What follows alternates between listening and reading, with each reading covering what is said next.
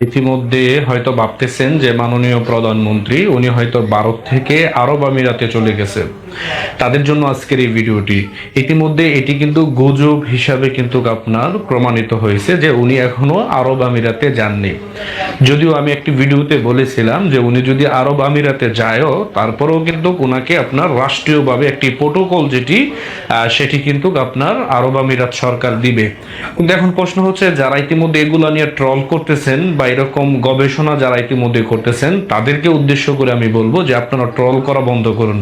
উনি যে কোনো মুহূর্তে বাংলাদেশে ঢুকতে পারে এবং কি এটি আসলে উনাকে আনার জন্য আমরাই কিন্তু মরিয়া হয়ে উঠেছি সাধারণ জনগণ। ইতিমধ্যে সাধারণ জনগণ যেভাবে মুখে ওনারা বলতেছে যে শেখ হাসিনাকেই কিন্তু এই দেশে দরকার এবং কি দ্রব্যমূল্যের যে ঊর্ধ্বগতি মানুষের সবকিছু নাগালের বাইরে চলে গেছে, মানুষের ক্রয় ক্ষমতার বাইরে চলে গেছে।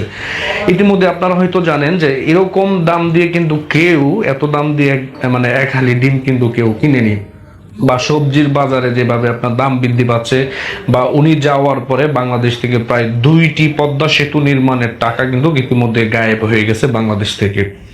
এই জন্য এদেশের জনগণ এখনো শেখ হাসিনাকে চায় এবং কি উনি যে বাংলাদেশে আবারও ফিরে আসবে এটি কিন্তু আপনি লিখে রাখতে পারেন এবং উনি রাজনীতির ময়দানে কিন্তু অবশ্যই সক্রিয় থাকবেন আগামীতে।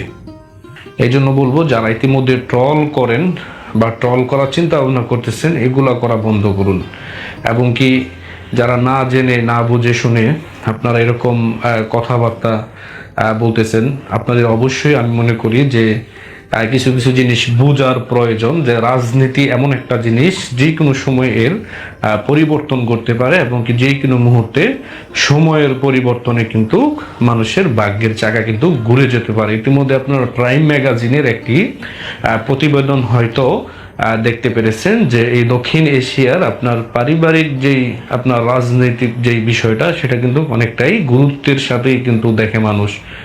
তার মানে আমাদের এই দক্ষিণ এশিয়ার মধ্যে পরিবারতান্ত্রিক যে রাজনীতিটা সেটি কিন্তু অনেকটা আপনার গভীর শিকড় এটি এবং কি আপনি বিএনপি বলুন, যেমন বিএনপি থেকে শুরু করে সবাই কিন্তু তাদের পারিবারিক সূত্রে কিন্তু রাজনীতি থেকে তারা বেড়ে উঠেছে। যদি আমরা বলি আপনার বিএনপি জিয়াউর রহমানের আদর্শে আদর্শিত হয়ে কিন্তু অনেকে রাজনীতি করে এই পরিবারের সাথে সম্পৃক্ত হয়ে, ঠিক তেমনি শেখ মুজিবুরের আদর্শে মানুষ অনুপ্রাণিত হয়ে কিন্তু শেখ পরিবারের সাথে মানুষ রাজনীতিতে সম্পৃক্ত থাকে বা এই দলের কর্মী হিসাবে দেশে কাজ করে। প্রত্যেকটা দলেরই কিন্তু মোটামুটি একটি গভীর শিকড় রয়েছে, যাদের সবচেয়ে বড় শিকড় যদি আমরা দেখি সেটি হচ্ছে বাংলাদেশ আওয়ামী লীগের, এবং কি বাংলাদেশ আওয়ামী লীগ হচ্ছে স্বাধীনতার পক্ষের শক্তি এবং কি স্বাধীনতা সার্বভৌমত্ব রক্ষায় কিন্তু এই দলটি বাংলাদেশের জন্য অত্যন্ত ভূমিকা রেখে গেছেন এবং কি গুরুত্বের সাথে সম্মানের সাথে।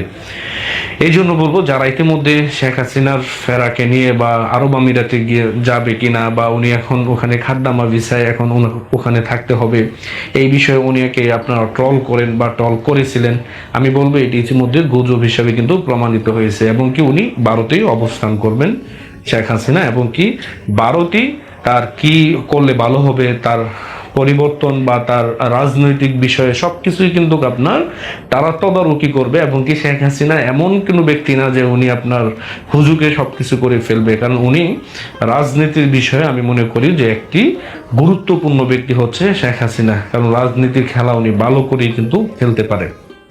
এটা আমাদের স্বীকার করতে হবে, দল করেন বিরোধী দল করেন যেটাই করেন রাজনীতির ময়দানে কিন্তু শেখ হাসিনা অত্যন্ত গুরুত্বপূর্ণ একজন পার্সন আমি মনে করি। তো অবশ্যই এরকম গুজবে কেউ কান দিবেন না। ভালো থাকবেন, সুস্থ থাকবেন। জয় বাংলা, জয় বঙ্গবন্ধু।